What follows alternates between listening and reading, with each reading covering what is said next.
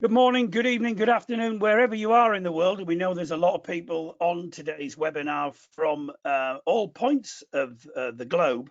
And welcome to the latest in our Friday series of infrastructure intelligence webinars. This is actually a webinar that we've held over the course of the last month or so. And I'm really delighted to say that we've got a fantastic panel to discuss what is, you could say, the issue, not just of the hour, but the issue of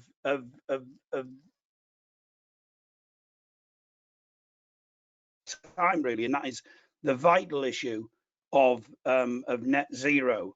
And although we're discussing this COVID crisis environment, clearly the discussion today is going to be quite wide-ranging, and we're going to be talking at some length about for net zero, where we are within the sustainability agenda, both within society as a whole, but also within the infrastructure and construction.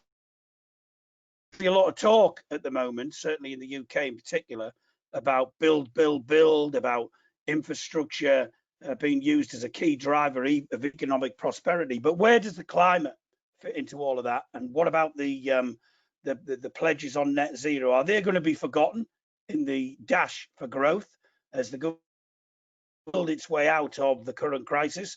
Or is this a seminal moment where there's a real opportunity to actually get something right and to pay real attention to the climate change agenda?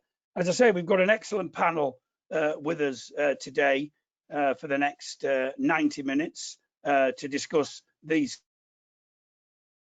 We'll be kicking off shortly with someone who, I'm sure will be very, very listenable as he explains his thoughts are on this issue. But we've got representation from Forum for the Future, from the global consultancy firms Atkins and Mott MacDonald, and we've also got someone who's very influential on this issue from Sizewell C. So I think a very knowledgeable panel we've got before us today.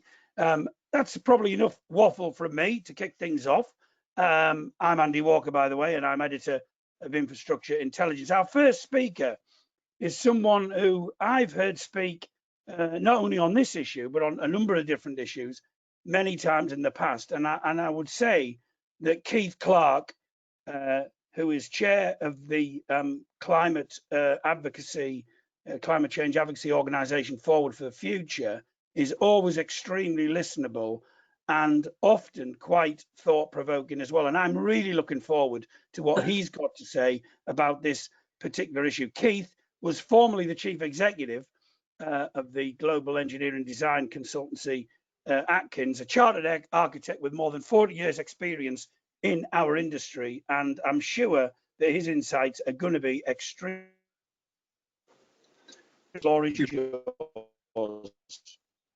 Right, am I on, Andy? Yes, you are. Right, okay. Good morning, everybody. That was I got a lot to live up to now. I also chair Constructionarium and the Active Building Centre, so I'm still playing in the industry sort of big time. A couple of things. First of all, there's a lot of talk about the stimulus, and actually what a number of us predicted, the stimulus wouldn't be so much extra money, it would be the allocation of existing money. And that is a different view of looking at how you stimulate construction. Are you looking at doing a new deal with billions of additional funding and accelerating, or are you looking at just pulling through portions of your existing capital plan? And that's frankly where we are now. We're pulling through existing capital plan to create some jobs. And this is a problem because it doesn't engender the change we need. We remain an unproductive, undigitized sector. And by sector, I'm including everything from design through to the white van installing. And this is the phenomenal opportunity not to do what we normally do.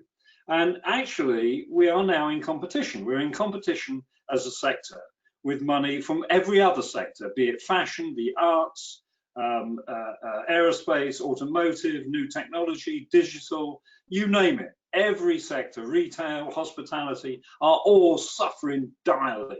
And all of them need help through what could be the worst depression we've ever seen in our working lives, if not since 1940. So we are in competition. And the idea is that we're the easy thing to spend. We should not accept that. We should accept that we're in competition for this. And then you've got two other challenges. One is the productivity. Why can't we show that we are more productive than we were before? Why can't we show that we're actually part of a digitized new type of industry which has different types of members, just like every other sector has done? And at the same time, achieve a far more pressing issue for the UK, which is net zero, and indeed the world, which Andy's talked about. And if you can't tie in the pathway to net zero, we're breaking the law. We do have a law. It's not a guideline, not a KPI, it's a law. And it talks about net zero for the economy. You can argue about the definition isn't good enough, but we are so far off it as an industry. It really doesn't matter about the end state definition. And 80% reduction in CO2e by 2030. Now, I'd make a couple of arguments that we should be staking the ground.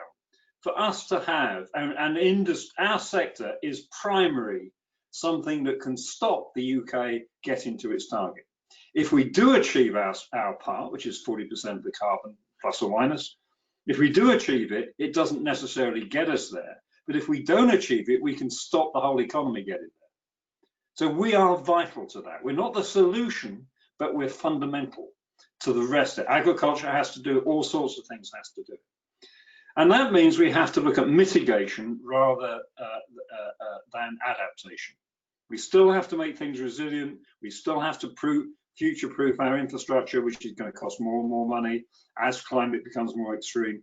But underlying that is a different question.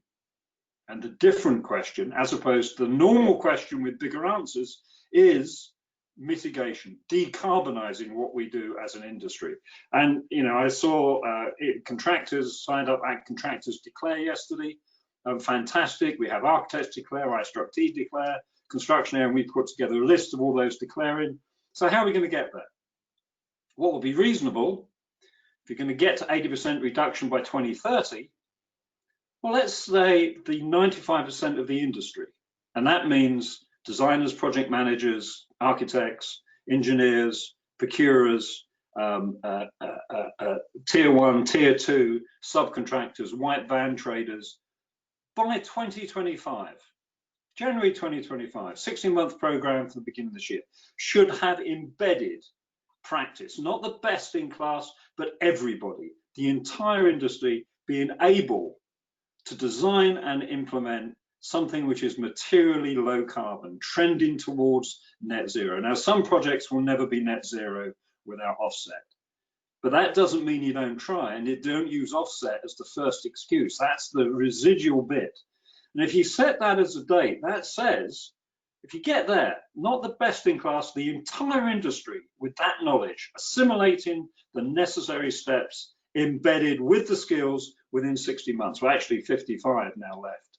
If you can do that by 2025, the products that we produce by 2030 will be performing.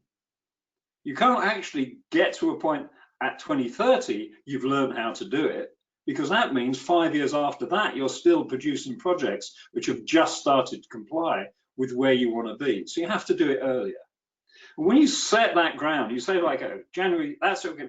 What do we have to do to work back?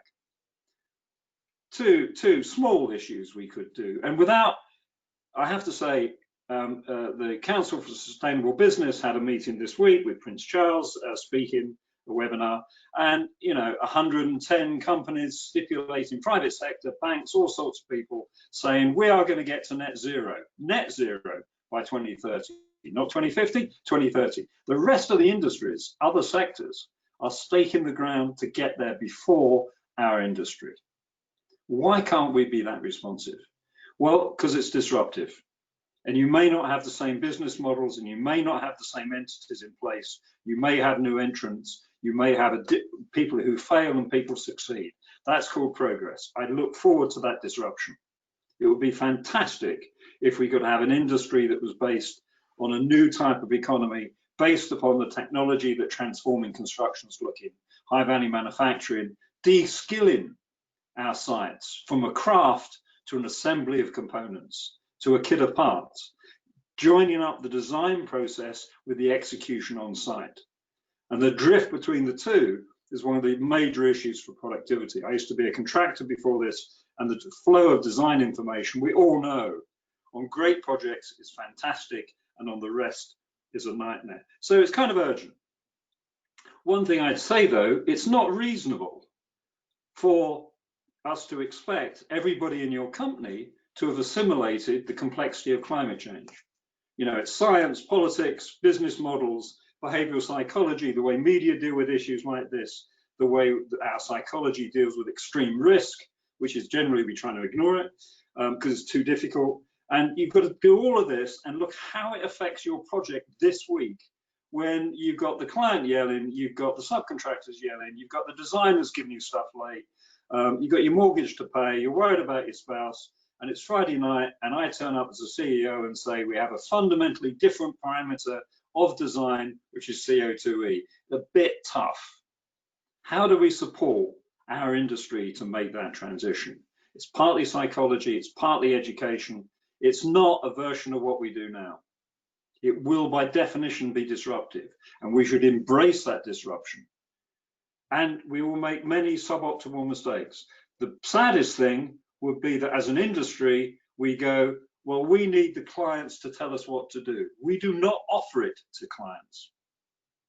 Every other industry offers things to their clients. We do not offer. So the future, we should be making an offer. It should be mandatory from professional bodies that every professional offers to their client, whether their clients ask for it or not, a net zero or approaching net zero solution, which the client has to turn down. We've done that elsewhere in the world. We did it a bit in Atkins when I was there in the Middle East on health and safety. No one took it out. So there's a massive opportunity for us to move quicker than government requires. And if we're lucky, we might get there when the government needs us to be, which I think is about my 10 minutes, right, Andy? You're on mute. Yeah, that's about it. If you feel free to finish it off. I didn't want to cut you off your prime. No, I look forward to sort of joining in with the rest of the Q&A, because usually the Q&A sort of starts to tease out where the industry comes from on this, and are we ready? I mean, do we accept that the climate science is real? That's not, you know, if you do the surveys, something like we sponsored a survey in New Civil Engineer a while ago, and the success rate was something like 23% on basic climate science. And, you know, unless you understand this is a driver, it is a new design parameter. It is not social responsibility. You know, it's not giving your computers away to the local school and organizing benefits for your local hospital. All that's great stuff. This is a new design parameter. It's a primary driver of the way you put together, design and operate infrastructure and buildings. And actually, the one I should congratulate CLC, the CLC has actually started to delineate the industry, which is primary. So you've got housing, you have buildings, they use slightly different words, Andy. You've got housing, you've got buildings, you have infrastructure systems, and you have maintenance. And I've always kept out mega projects because they have a life of their own, you know, nuclear, high speed too. But they are fundamentally different business models. They have different ways of procuring. You earn different money in a different way. There are different supply chains. In the end, you still may have a plumber. She may be working on sites, but the way you get there is materially different. And if you're going to change the industry, you have to segment it first. So, you know, Andy Mitchell, fantastic leadership he's done on the CLC with some of his team members, fantastic leadership. And the fact he's taken the lead on net zero carbon is extraordinary. I mean, really, really first class. As an individual, what he's done on health and safety, and now the fact that he sees net zero as such an important issue, and it will drive productivity. It will drive system change. It will drive a different skill set. It will allow new entries. And treating the stimulus as more money for the boys, and it's always boys, unfortunately, and we do what we always do, is socially irresponsible. It's economically irresponsible. It's not part of the future of the UK, and it's a massive wasted opportunity, apart from the fact we've got a minor issue of climate change to solve. Thanks, Keith. Thanks for that. And as Keith said, we'll definitely, obviously, return to some of those issues during the discussion. Keith's made some, I think, really forceful points about how important this sector is. It can't achieve net zero on its own, but it can certainly stop society actually achieving net zero. The importance of mitigation. Pleased to hear Keith mention the declare movement, I think we can call it, and some of the successes around that this week. And also the fact that other industries are actually stealing a march on construction and infrastructure sector if we're not careful. So we really need to act as a matter of urgency. Anyway, on to our next speaker, and our next speaker is Dave Cole. Dave is Director for Power Generation at Atkins, a mechanical engineer by background. He's also a chartered scientist with a strong power generation background.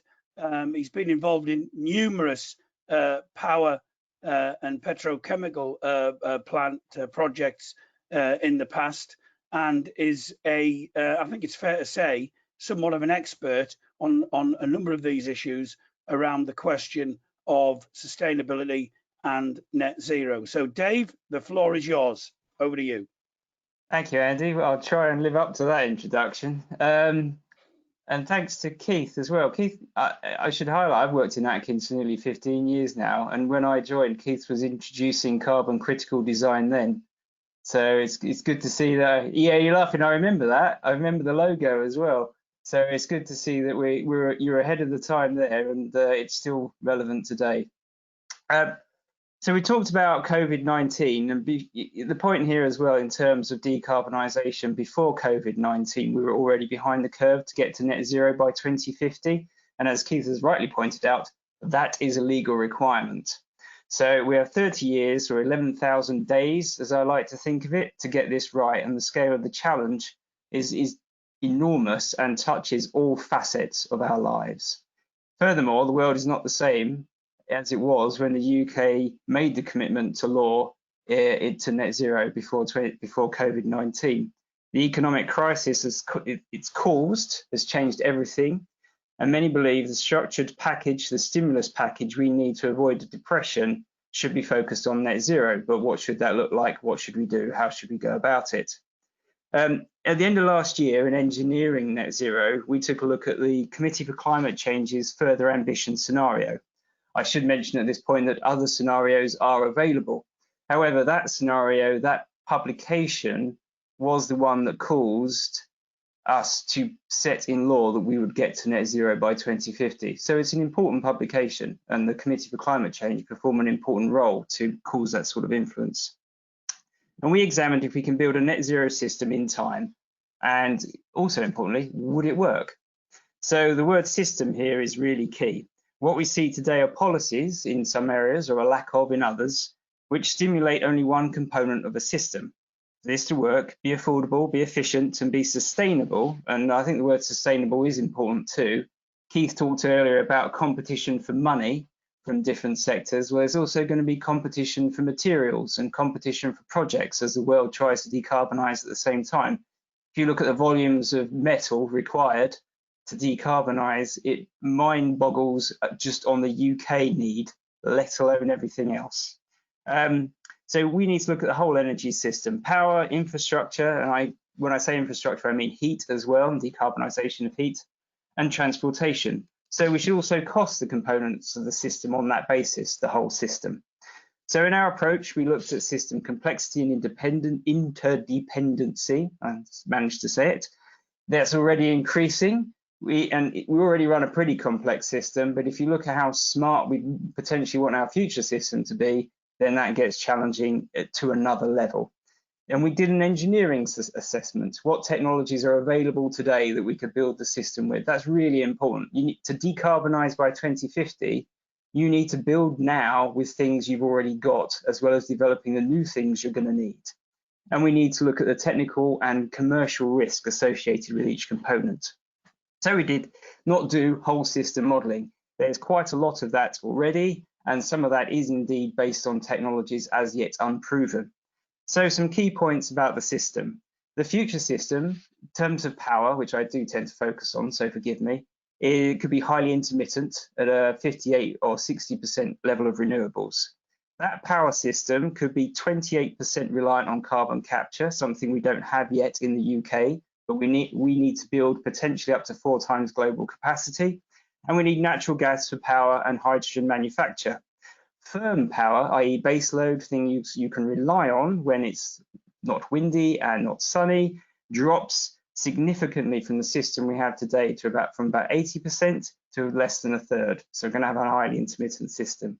Our consumption doubles from 300 terawatt hours to 650 terawatt hours as we try and electrify or decarbonize how we get around and how we heat our houses. And peak demand nearly triples to 150 gigawatts. The system for that could be 3 times the gigawatts we have today at around 280 gigawatts. Could be. You know, this is a scenario. But that's okay, right? We already have 100 gigawatts of this stuff knocking around, so we've only got to build another 200. No, the life of plants on average is around 30 years. So everything we're relying on today probably won't be around in 30 years' time unless we're awfully much better at asset management and staving off things like corrosion in the North Sea.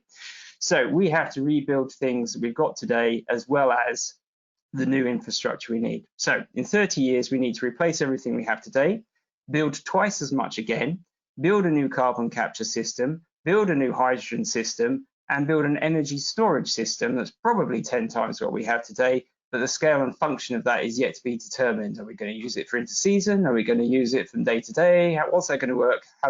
What's it going to do? And that's just the power system. We've also got 31 million cars in this country that we'd like to convert into EV, and that's particularly where I mentioned global materials, because that's going to be a huge demand to try and even just mine that amount of material.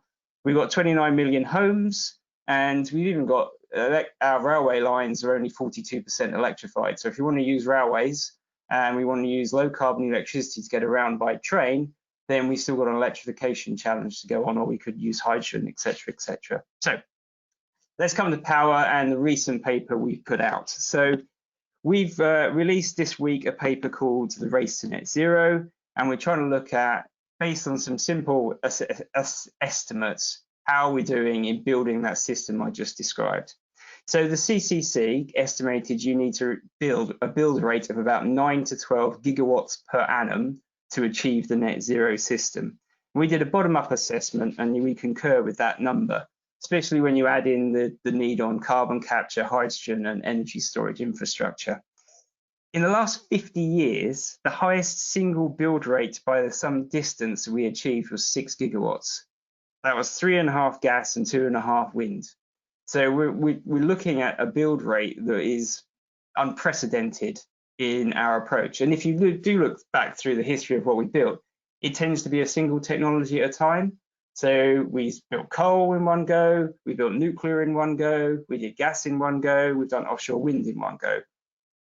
This is an approach where we're going to go, let's build everything in one go. And then let's keep building it and do what we need and test that against decarbonisation of everything else, and hopefully some technologies will appear and maybe won't need to build as much. So the more we delay, the higher that build rate gets if we want a system of that size. And that annual build rate, I think, is a serious challenge. So in terms of overall gigawatts per year build rate, how we're doing today, so we did an assessment of that, and this is a retrospective, remember, so we're currently at around 43% of where we need to be. Let's round it up because, you know, between friends, 40%. So we're not at the build rate we need to be. And if you start to look at the future pipeline, i.e. what's gone beyond, say, DCO in the power system, then that drops again. So we don't have the future pipeline we need to start to decarbonize. And again, we need to be building these things now. I mentioned in terms of the needs of building the infrastructure around it, carbon capture, yet to really get that off the blocks, hydrogen, a few starting projects here and there, and kudos to them for trying to get off the blocks. But if we want 7 million tons of hydrogen a year, we're at 1/10 of that at the moment for different industries. So that's the challenge we need to get through.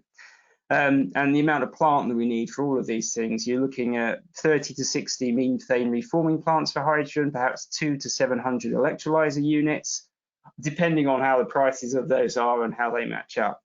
And as I mentioned before, energy storage to be determined. We have 4 gigawatts today, 3 gigawatts of hydro, 1 gigawatt of batteries. They do very different things. What do we want an energy storage system to do, and how are we going to deploy that, and what will be the market? What will be the stimulus that gets all of these things going? In the same way, 10 years ago, we invested very heavily in offshore wind and made that market work. Do we need the same sort of stimulus packages for all the other components I've mentioned so that we can decarbonize the way we live? So, to conclude, we know the start point, we know the end point, and we know how long we've got. But we haven't really got a route map yet. So we've got a lot of teams running around in lots of different directions, shouting about what they need to do, when in fact we need it all and we need a plan. And that's what we really need today. So we need a net zero plan for detailed and risk-based engineering judgment to a net zero strategy for the whole system: power, heat, infrastructure, transport. And we need to be building it now more than ever, both for the good of our society, but frankly, the good of our economy. Thanks very much indeed for that, Dave. Again, some really important points, actually, and points to focus people's minds. I think just looking at some of the notes that I jotted down during Dave's introduction there, 11,000 days to get this right. We've got to look at the whole energy system across the board. Don't reinvent wheels, build now with the things that you have now. But I think Dave has really highlighted the challenge there, the scale of the challenge that we actually face. We shouldn't be daunted by that, of course. We should be inspired by that, and obviously take some leadership. So thanks to Dave, and also thanks very much indeed to Atkins for their support of today's event.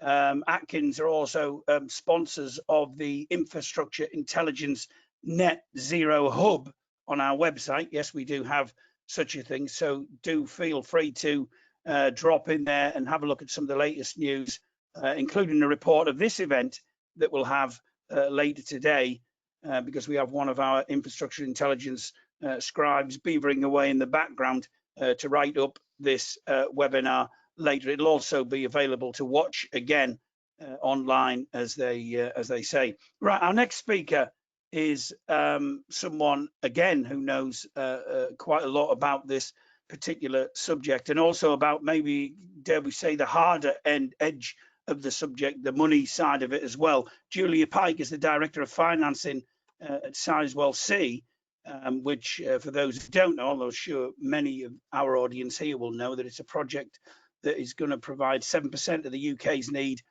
for electricity from clean, low carbon sources. She's also a board director of Sizewell C and a member of the CBI's climate board. So I'm sure Julia will be able to offer some very interesting insight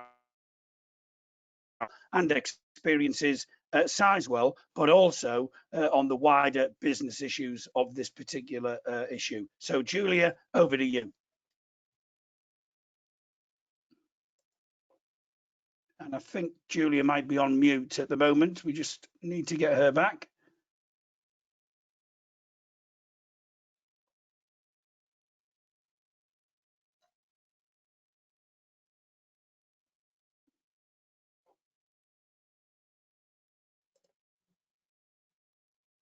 We're just doing our best to get Julia back at the moment. Okay. There we are. Excellent. Julia, I'll give you that. I won't give you the introduction again, but I'll just say, Julia, over to you. Thank you. Thanks very much. So picking up on what both Keith and Dave said, it's really important that we do think about the system and we stop having technology battles.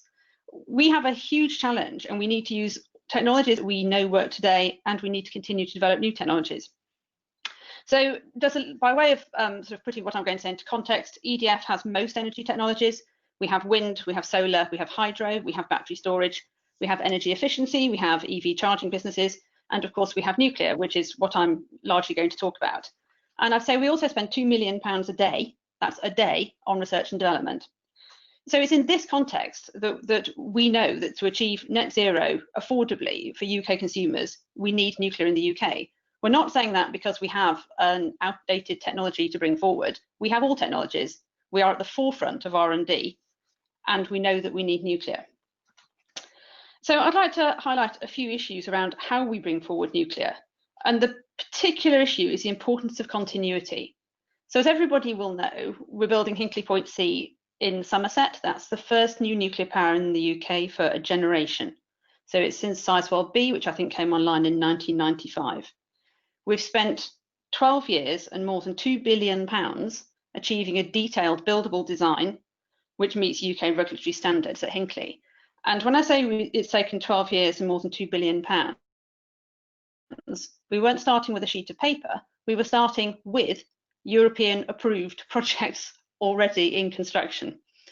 So this is absolutely not a criticism of ONR. We have some of the highest regulatory standards in the world, and that's something to be celebrated.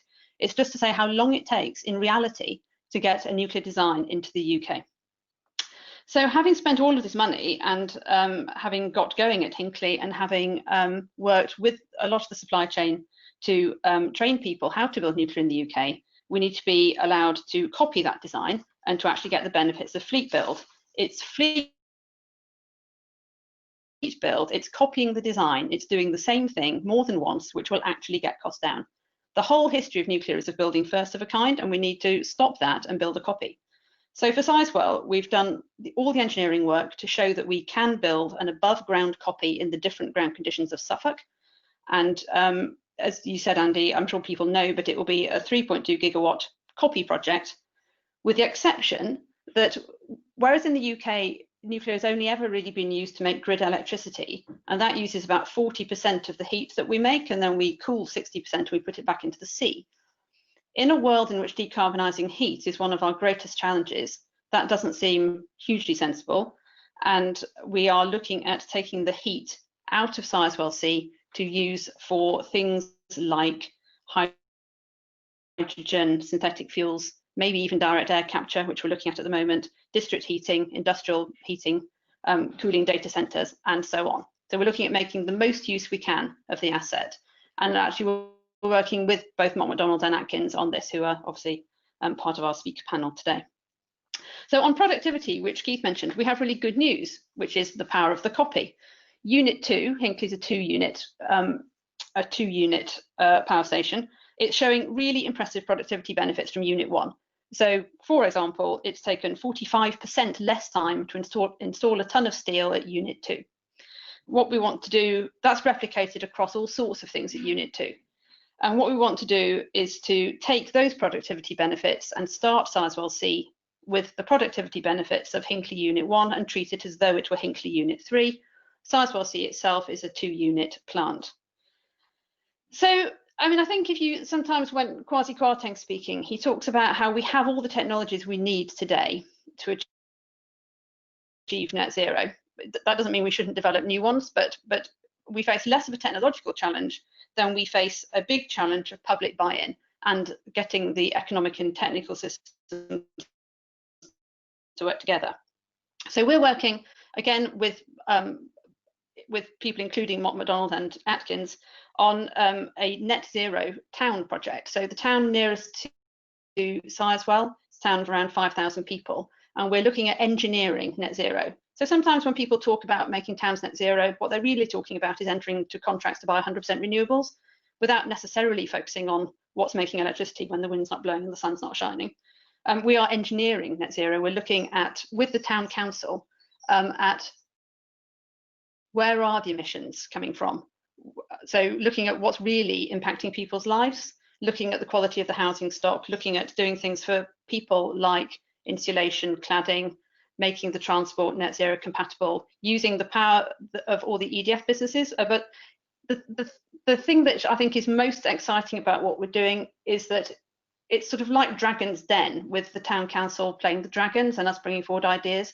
What we should be able to find is a open source blueprint for what is a socially acceptable way of achieving net zero for an ordinary town. And the other aspect of it, which is particularly exciting to me, is that because it's a rural town, we're working with Rothamsted Agricultural Research Institute on and including the surrounding agriculture in the net zero concept. So picking up both Keith and Dave's points about looking at systems holistically, if we've got a mega project, you do actually have great opportunities to trial more sustainable systems. So, for example, we want to have a hydrogen electrolyzer running from Sizewell B and make hydrogen so that we can have our site buses running on hydrogen fuel cells instead of on diesel. Look at the use of electrical hydrogen powered construction vehicles, see if we can work with suppliers like JCB to actually trial bigger and bigger construction vehicles on the site. And that's the power of a mega project. And then the other part of the system is economics. We've got to get a system economically for Sizewell C, which, given that it can produce heat and electricity, and given that the electricity can go to the grid and it can be diverted to industry or for things like desalination plants, we need an economic model which pays for availability and which allows a future systems architect to dictate where the power of the power station is best used from time to time, and not a system like the contract for difference, which incentivizes you to put all your electricity onto the grid. And then the final thing I'd like to say is that, having done all of this work to show how you can build an above ground copy in different ground conditions at Sizewell, we are proposing to do the same again in Cumbria, which is the site next to Sellafield at Moorside, and where we want to bring not only all the learning from Hinckley and from Sizewell, but also all of the levelling up opportunities that nuclear brings. We give rise to 25,000 jobs, and they're not just jobs, they're high quality jobs. We take people, none of our jobs are minimum wage jobs. We take people through from apprenticeships, and I'm really proud to be able to say that the people running Hinkley Point today both started as 16-year-old apprentices with the CEGB, and that's something which not that many industries can say. Thanks very much, Julia, for that. Again, some key points from what Julia said there. I love this concept of engineering net zero. I mean, it's a phrase that's been used before. I've even seen a logo with it on actually somewhere. But also looked at this idea of looking at the whole system holistic approach as well, and really also fascinated by that question that she threw out: what is a socially acceptable way of achieving net zero in an area? I think that's something that we should return to as well, and also the opportunities afforded by mega projects to trial stuff. Often mega projects get a bad rap, get a bad press when it comes to sustainability, but the idea that the scale of these things gives you that opportunity to trial out different things which can then be used in the future, I think is tremendously important. Anyway, we must move on to our next speaker, who is Maria Manidaki, who is the Net Zero Carbon Practice Lead at the consultancy firm Mott MacDonald. And just reading some of Maria's stuff on the Mott MacDonald website before this webinar, she mentioned in a recent piece and said that unless decisive action is taken, carbon emissions arising from the construction and operation of infrastructure assets are set to jump from 50% of the UK total today to 90% by 2050, which again is another stat that shows the scale of the challenge that we actually face in achieving net zero. I'm sure Maria may well sort of address that particular statistic, but also more widely than that, put a lot of these issues into context as she gives us her introduction any second now. So Maria, it's over to you. Hi everyone. Good morning, good afternoon. Great speakers, by the way. I'm going to try and meet your level actually. So thank you very much for the invite. So I would like to take, obviously to complement what the other speaker said, because it's actually spot on, especially this challenge around the systems that we're talking about. But I would like to take the angle of delivery. So we keep, as you said, Andy, our government said build, build, build, but is it about deliver basically in terms of practical recommendations? Building on the quotes and the numbers you mentioned earlier, I was involved a few years ago, back in 2013, with the Green Construction Board in the co-authoring of the infrastructure carbon review for the Treasury. And we tried to look at the data for infrastructure in a little bit of a different way for economic infrastructure. And looking at infrastructure was accounting for about 55% of the UK emissions, basically. And this included the capital operational emissions of assets, but also the emissions associated with the users of infrastructure, like we're talking about cars on the road or that sort of thing. And it was a very interesting concept to split the data like that for all economic sectors, because as we know, when it comes to delivery, infrastructure owners are looking at CapEx, OpEx, etc. So why don't we look at capital carbon, operational carbon, and user carbon? Okay. Now, what I want to first highlight on the delivery, I mean, it's encouraging that the very recent CCC report 2022 to the Parliament, they said, ministers really need to seize the opportunity to turn this COVID situation crisis into the defining moment, I think they call it, to fight against climate change. However, all this is, as Dave, Keith, and Julia said, these are very, very complex things we're dealing with. So how do we deconstruct all these things to actually go into delivery mode? And what do we learn from things we have been doing in the last, I don't know how many years, to address some of these challenges? And for me, one of the key points is how do we make our regulation smarter? In the UK, I mean, I'm from Greece, yeah, and I've worked also in different countries around the world on infrastructure. In the UK, the way our infrastructure is managed, owned, operated, I would say is a little bit in silos, yeah? So when we're talking about systems and we're saying, yeah, we all have to interconnect, interdependencies, but then you have regulators who are operating in their own system, if you like, for energy, for water, for whatever that may be. How can we actually tackle that point to make sure all the right incentives are trickled down to the value chain at the system level rather than our individual sector level? A very good example is the co-digestion of, for example, sewage sludge and solid food waste. Yeah, some regulatory barriers there. This is just an example. So one theme here for me is about how do we learn from the past, especially from major projects and all the complexities that have happened, to have the right enablers in our procurement models and regulatory system to incentivize the right behaviors to operate at the system level. Yeah. Right. The second angle I would like to take is obviously build on all the great points our colleagues just mentioned about the complexities of the system. Is again from looking at what has been happening in the UK in the last 10 years. Yeah, some great stuff has been happening around carbon reduction, but this have been mainly, from my experience at least, from either where sufficient fiscal incentives have been around, especially in the context of renewable energy, or especially the offshore wind, which is the Contracts for Difference success story in the UK. But most importantly, for me, it has stemmed from leading organization and the leadership of CEOs and executive board level that say, I want to build low carbon, I want to design low carbon at contractors, designers, asset owners. Now, how can we actually accelerate that and move away from just relying on leadership and have some sort of, I would call it integrator or something in our infrastructure industry that could translate these government laws, all the great work like such as David has been doing country level, national level on the systems, the CCC, other players, and translate them down into specific targets, programs of work with measurable outputs and milestones, basically.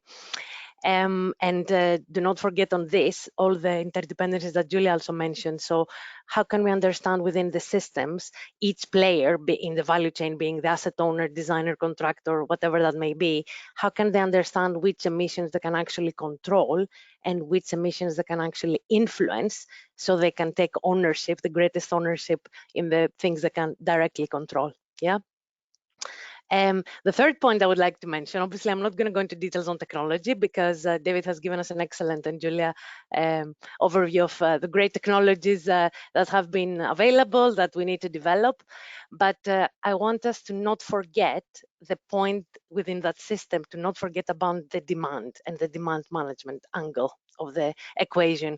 I know we have been I wouldn't say obsessed, because that's the right thing to do. We need to be obsessed to find new technologies in the race, but we need to really take a step back and understand those users of infrastructure and behaviors. How can we actually reduce demand, but properly reduce demand, not through all these incremental things we have been doing in the past through energy efficiency, but looking at it as a system, maybe using digital as enablers to understand the critical points in the system, you know, like from digital twins or whatever you want to call it, in order to really avoid building as much as building a lot to meet that demand. How can we, and what is the risk associated with that? Yeah, capacity versus demand.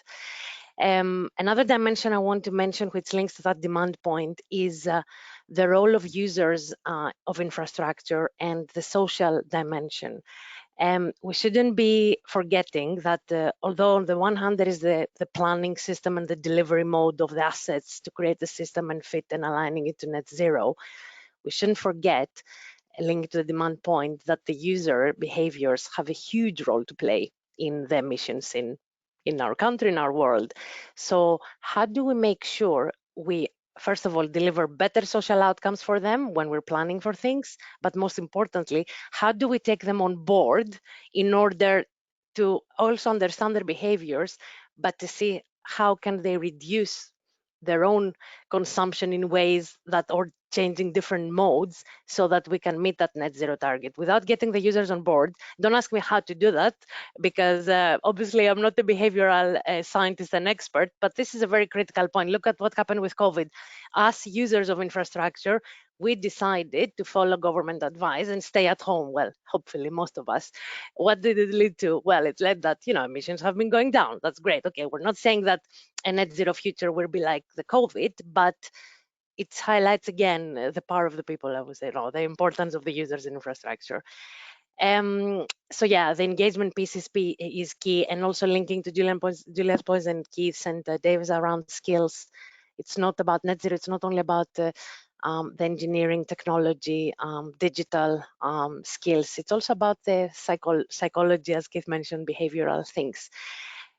Finally, I would like to touch upon the importance of natural solutions and green infrastructure. And not only from the role of natural sequestration, because, okay, I know we have the CCC as a technology engineer sequestration, some other more emerging things the CCC have been identifying, but it's about the piece of land use, the importance of land use changes, and the part they play in natural sequestration, but also other co-benefits like resilience, flood management, etc. Obviously, everyone accepts that there will be some, even if we follow the path to align with the Paris Agreement, there will be some very hard to decarbonize sources of emissions where we'll have to rely on CCS and natural sequestration through land use changes. However, we need to start now planning for those, especially on the natural solutions, because it can take years. You know, everyone says, oh, I'm going to plant a tree or, you know, a forest, restore a peatland, but the science behind those, so, you know, these things can take years to actually get the benefit out of that, yeah, because trees obviously don't grow in 1 year. It can take how many years to get the maximum benefit. And so how do we actually incentivize people now across the value chain to invest and to really understand the benefits of not investing in natural solutions that will bring the benefit in 2050? But, you know, so how do you incentivize somebody to invest now for a benefit that will happen in, you know, 20, 30 years time? And this is something obviously that can link to a new policy land use scheme we would definitely need to, or decisions we need to really understand at country level, at national level. But there are all those complexities that we shouldn't ignore and just focus on the technology R&D. I mean, yeah, so just to wrap up, really, I don't want to speak too much. I would like us to have a good discussion. Yeah, there are many challenges. totally on board with what Dave, Keith, and Julia were talking about, the dimensions of the system and the challenges on technology, skills, policies. Yeah, and I just hope I brought some more points for food for thought for discussion. And yeah, thank you very much. Thanks very much, Maria. Definitely a lot of food for thought there, and I think you've really zoned in on, for me, what is a key part of all of this. How do we actually get people to realise? Because it is at the end of the day people that are going to be core to behaviour change, because we're trying to change people's behaviour. How do we get them to realise that this stuff is important now? You know, not in 20 years' time when it's too late, but now. How do we actually do that? How do we influence user behavior? How do we get people to see that the science is real? Keith mentioned that earlier on when he spoke. How do we incentivize people now to make the investments that are needed, that are actually going to make a real difference in the future? And that whole thing about the importance of people power. Many people have made the analogy around what we've had to do in order to come through the recent COVID crisis. They've actually said, look, if we can do that for something like this, imagine what we could achieve if we actually, do something for the environment. We could achieve net zero going forward. And I think, so there's a lot of important points that you highlighted there. A number of questions coming through on the chat, which I'm going to get to in a minute in the questions box. So please, if you do have a question, post it in there so that we can pose those questions to our panel. If you want to list the organization that you work for as well, we're more than happy to mention your organization in posting your question. I'm going to kick off though with a question which I think hits at some of the points that Maria was just making there, in terms of how do we actually get people to act in a more concerted, collective, collegiate way, I suppose. And this is a question from Ian Parker. And Ian asks, with the US buying up the world's supply of a COVID-19 drug, how can the global aim of net zero be achieved when you have almost a free-for-all Klondike mentality by governments throughout the world? Ian's using, that attitude in the US around, looking after themselves. But how do we square that kind of attitude with trying to achieve net zero? And I think I'm going to ask that question first of all to Keith Clark. Keith, your comments on that. I mean, this is your classic grazing the common question. It's always used the example: do all the villagers let their own cows do what they like, and you lose the common, or do you organize yourselves? And to a degree, you have to say the Paris Accord, absent Mr. Trump for 1 second, is a remarkable achievement of people agreeing how to graze the common. And the response to the 1.5 degree is extraordinary. And the next COP meeting is fundamental. Now, arguably, if an industrialized, wealthy society like the UK, with enormous strength of technology institutions, learning in its universities, in its companies, in its Motts and its Atkins, in its nuclear industry, which we have a huge history on, in its technology. If we can't show the world how you get to a sensible, equitable net zero, which society can thrive in, shame on us. Shame on us. So it's not good enough to say China will get there. China will get there simply because it will be a threat to the single party rule. Whether you like it or not, that's why they've been decarbonising at an extraordinary rate while lifting some 400 million people out of extreme poverty. Extreme poverty. Okay, so you've got to decide: are you in a line dancing situation here, where you all kind of move in unison but actually never move forward? You wave your arms a lot, or are you going to have a Highland reel?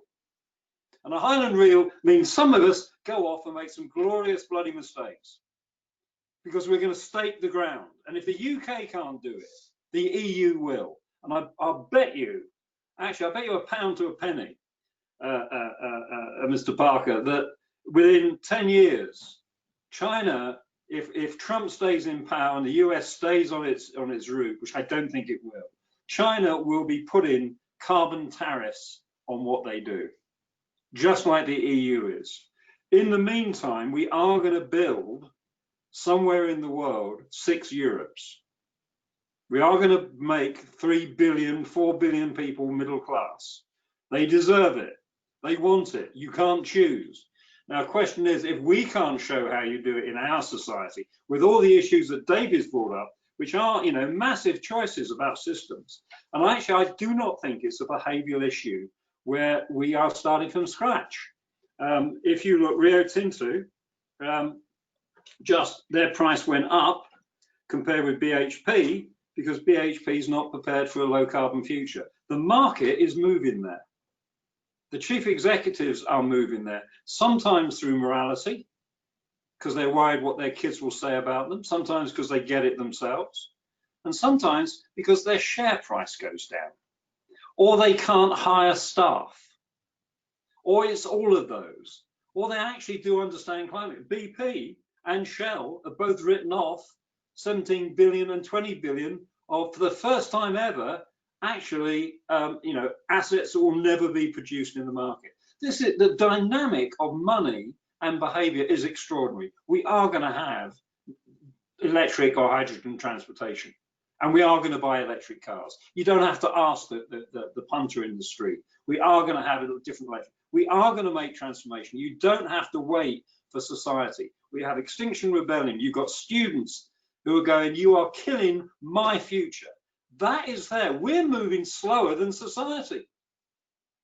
I mean, we're much slower. So if the UK and the EU can't lead, shame on us. I'd also say, if you look in America, there are massive numbers of cities and states who are pursuing a net zero carbon agenda, despite the federal government. So there is a groundswell, and you know, there is an act of faith. And if you don't believe that act of faith, we should all go down the pub and forget the pension. It's that blunt. It's that blunt. You're at 4 degrees, you go down the pub, because there's no point. You have a good time, stop breathing, because it's not worth it. It's not fair. I've got enormous faith that the work, I mean, I think we should have done it 20 years ago. We're 20 years late. We could have done all this 20 years ago. It's a fantastic opportunity, but it's a bit late. And I think, you know, disconnected, uncoordinated, rigorous expansion of different technologies. The stuff that ADF are doing is fantastically sophisticated. The stuff that MOTS have done on low carbon, fantastically insightful. Atkins is there as well. Much better than when I was doing it there, I have to say. I'm ashamed to say. There's great progress, but it's got to be wartime R&D. It's got to be wartime R&D. You can't wait and go, well, that was nice. Let's think about it for 5 years. You haven't got the time. You will have redundant technologies. We have to have suboptimal progress in order to get to optimal.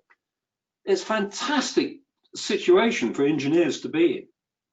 Fantastic opportunity, but very inconvenient, and it's not linear. Thanks, Keith. David, you're an engineer, a fantastic situation to be working in this sector. Do you feel that sense of, well, excitement on the one hand, but also that sense of responsibility for the future? And how do we make sure that people act in the right way, the governments act in the right way?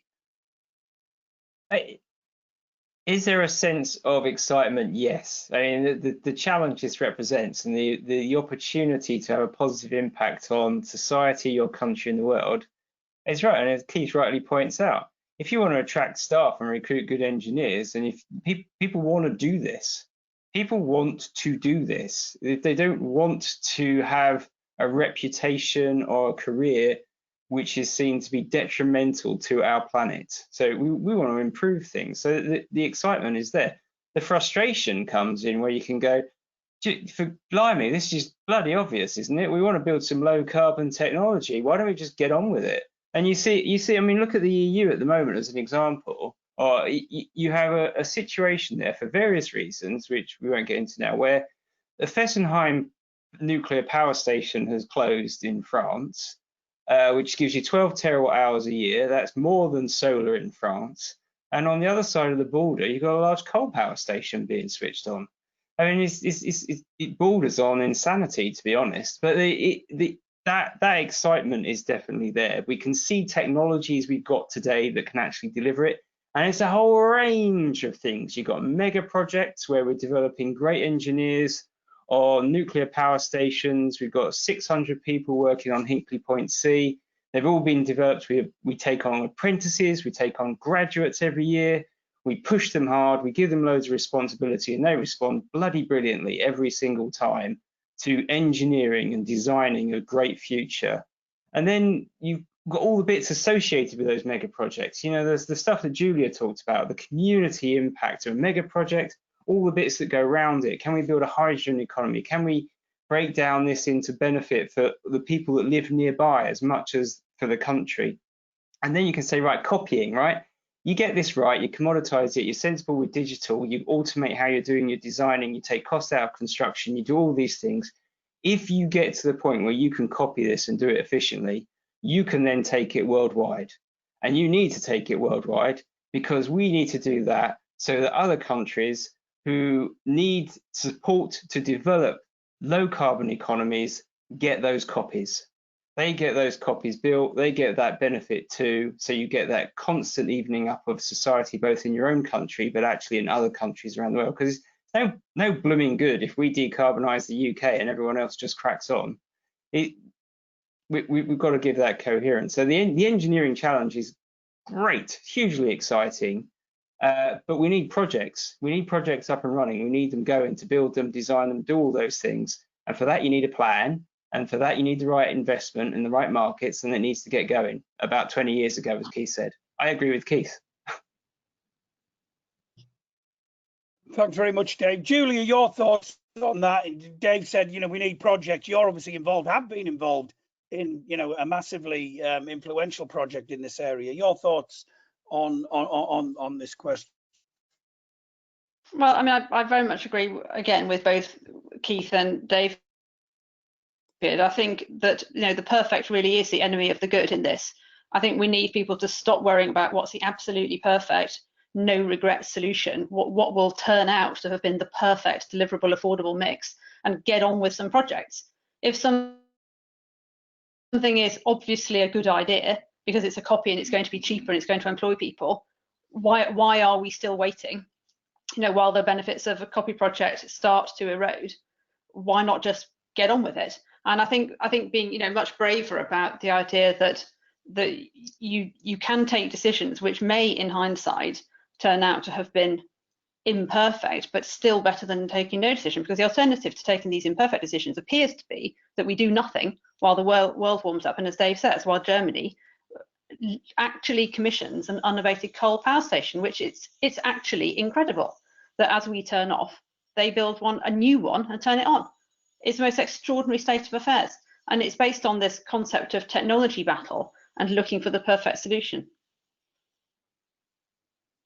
Thanks very much, Julia. Maria, do you have any thoughts on that? As I said, you highlighted some of the dangers, you know, involved if we don't get this right. But how, you know, I know you're not a politician, but how do we influence? And I'll come on to that again. I've got a really interesting question coming up on that in a minute in terms of some of the government legislations that are potentially working against what we're trying to achieve here. But how do we influence the influencers in your view?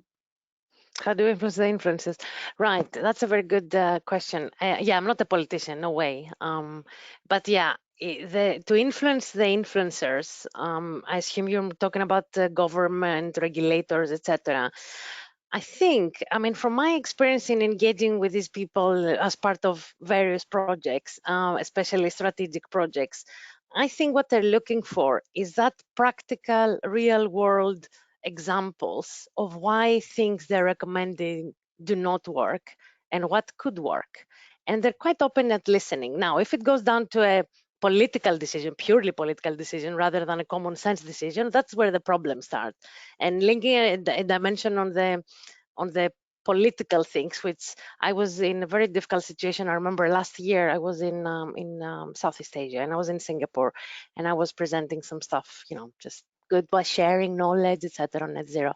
And there were some people in the audience and they said, look, all this is great what you're telling us about Europe and the UK and emissions have been going down, but what about, you know, all the products? You're not including product imports, are you, in your emissions?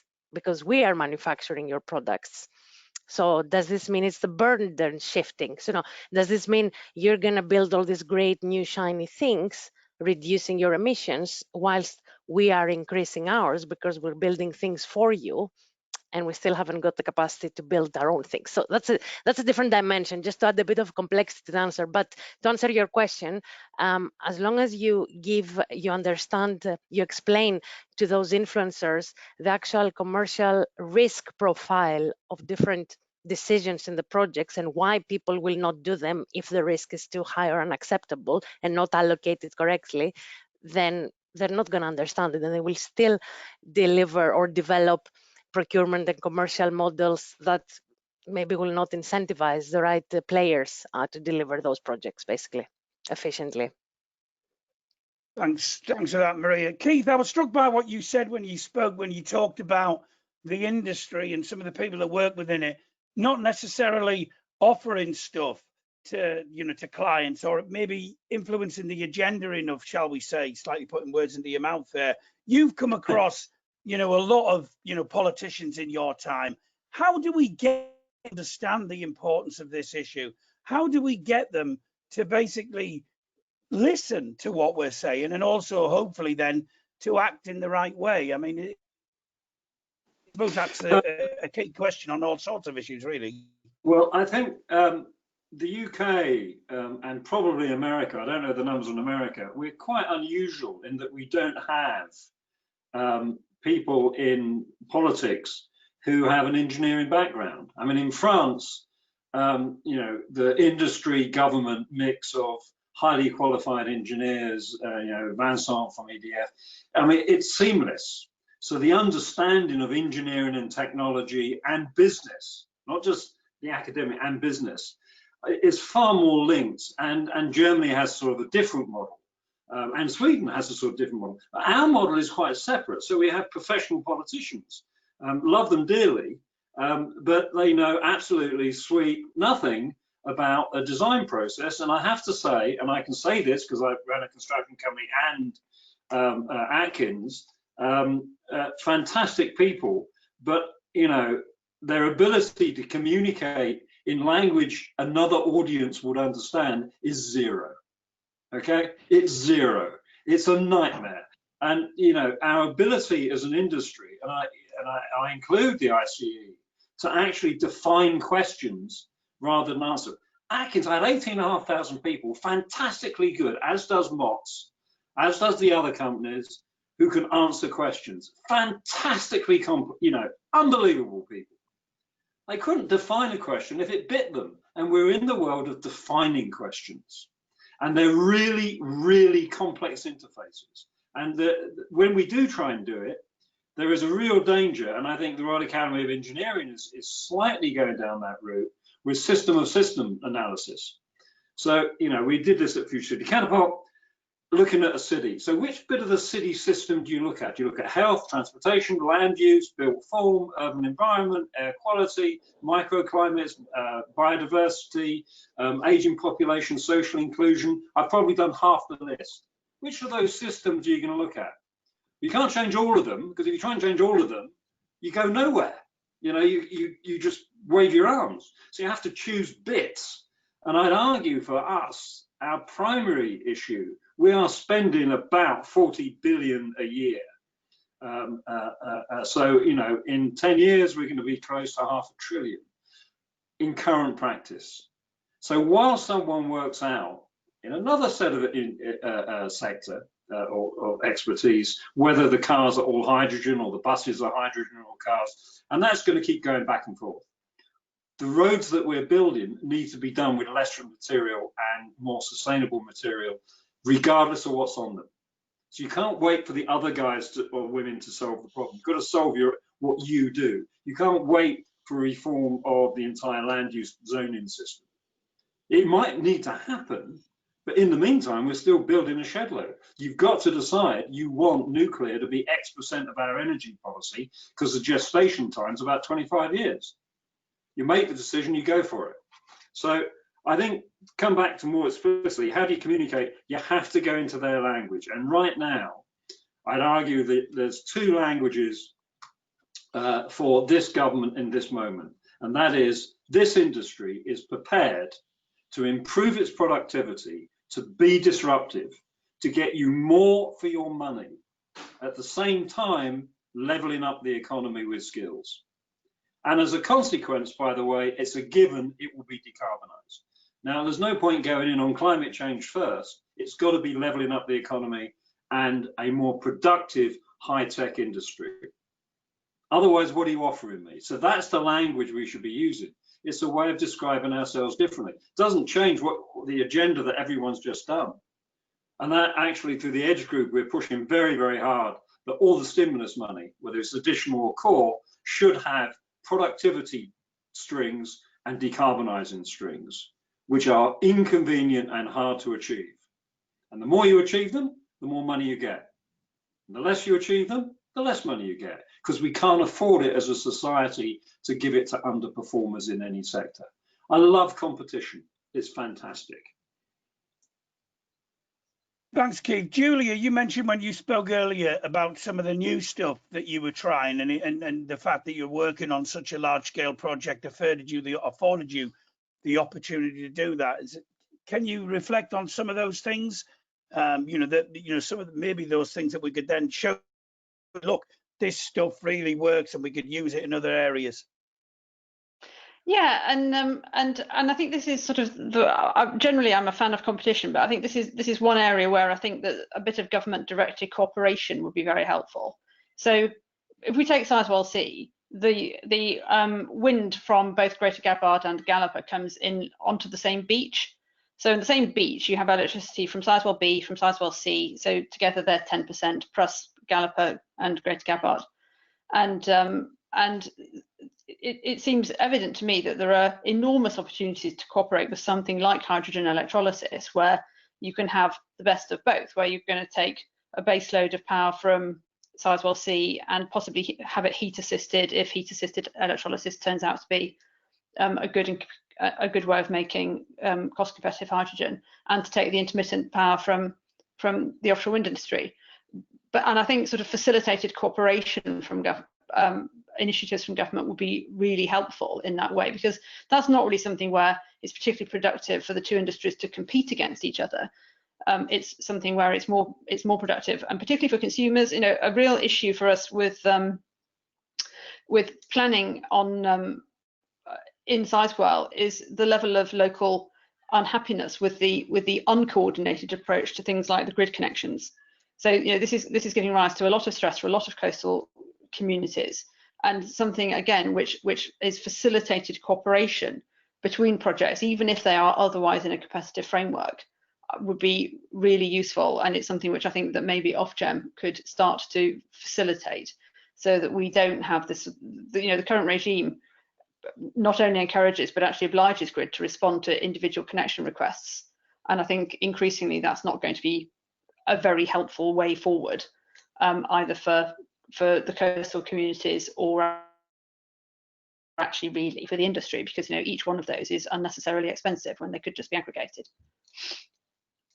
So I mean, otherwise what we're looking at is how do people want to use, where do we think there are going to be markets for example, district heating? In other countries they pump the heat from nuclear power stations up to about 80 kilometres. Is that something we want to do in the UK? Obviously there's a price and disruption cost to the laying of the pipes.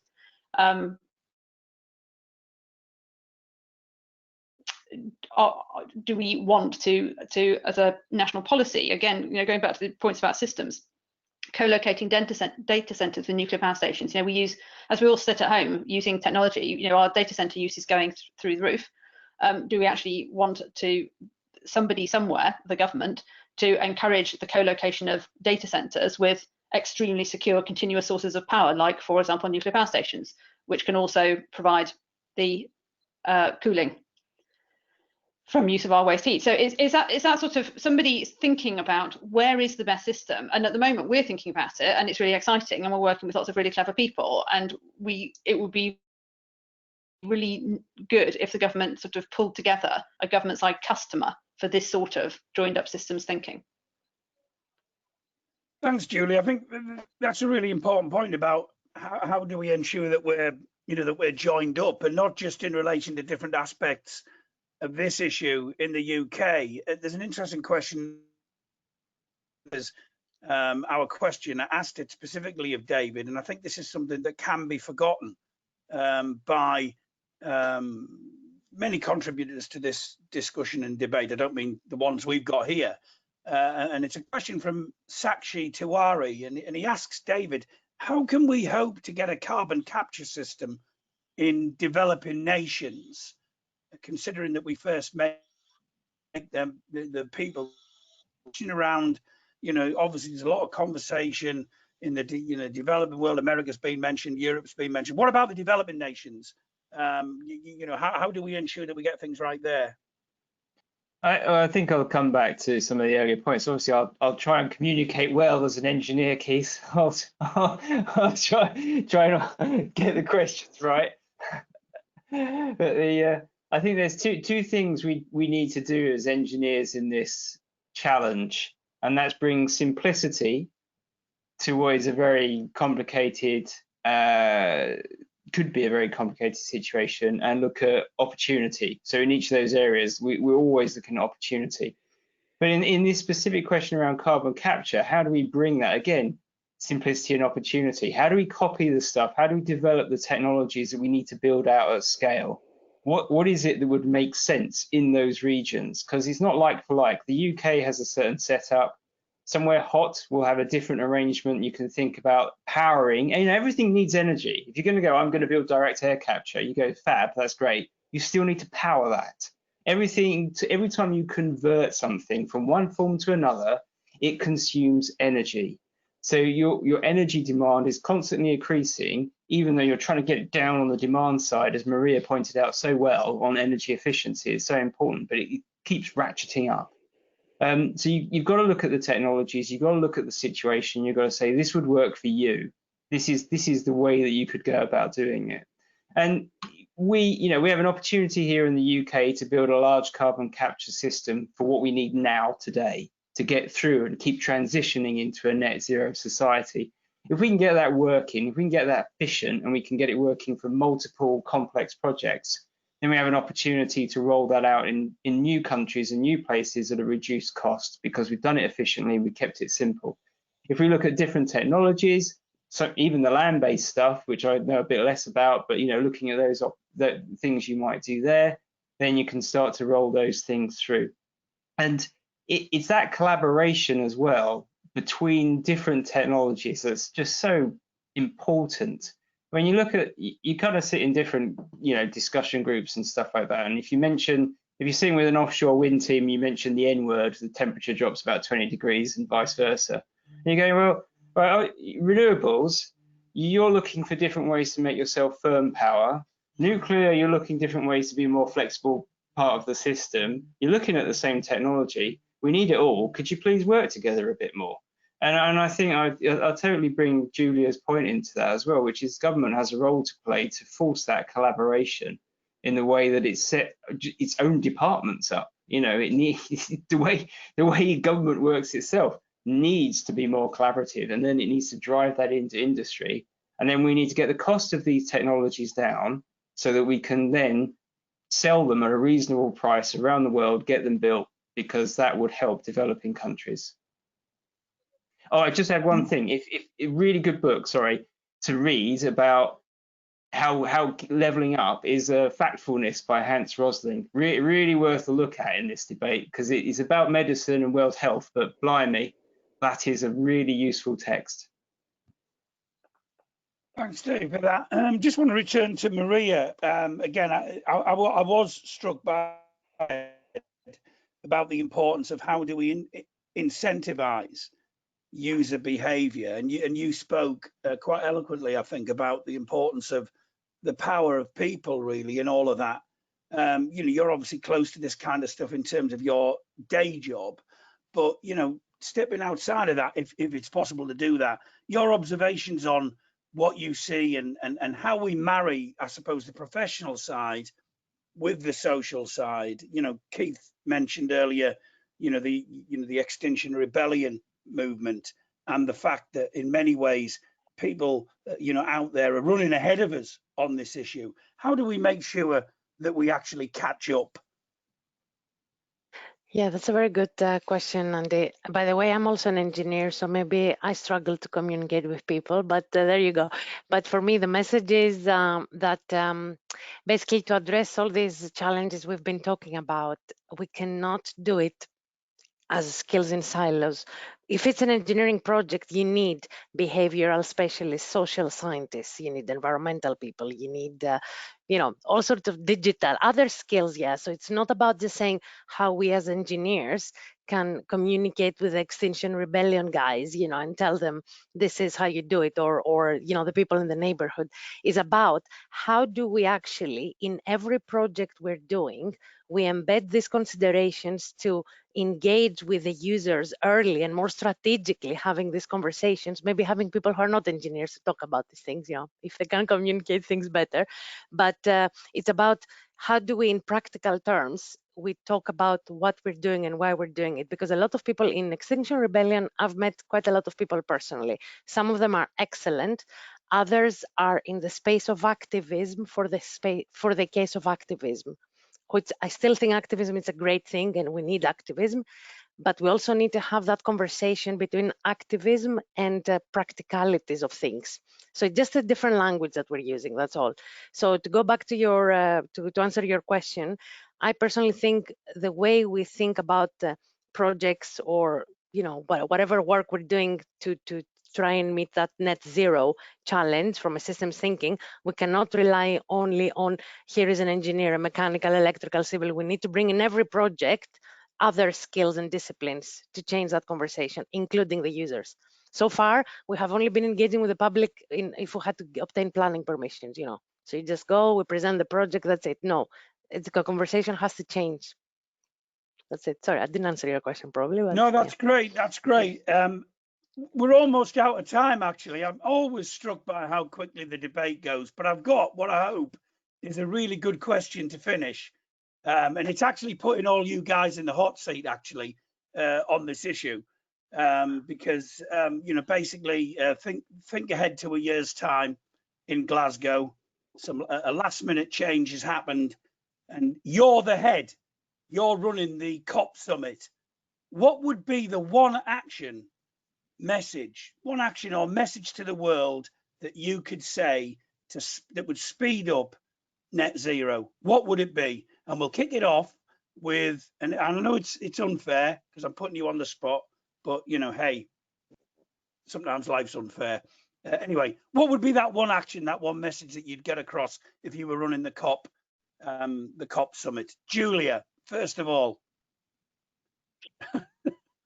I would take the opportunity to say that the UK is going to show the world how to do it. We are going to lead, and this is quite specifically what we're going to do, and hopefully have made some policies which would evidence that intent before they were announced at COP.